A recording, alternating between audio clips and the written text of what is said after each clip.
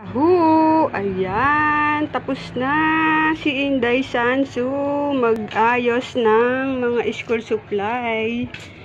Ayan ang kanyang munting tindahan. Ayan guys, naayos na natin yung ating mga pinamili kahapon. Ayan, ay paglalagay na natin siya sa kanyang mga kasamahan. Ayan. Diyan na lang muna siya sa ibabaw para pag may mga bibili.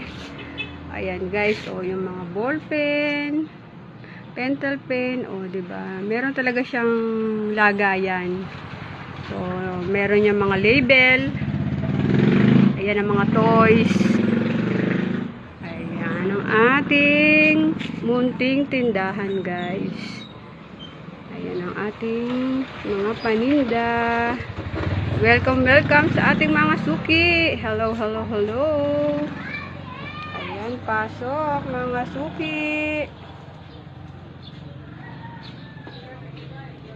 Kahit anong hanapin, ay baka meron.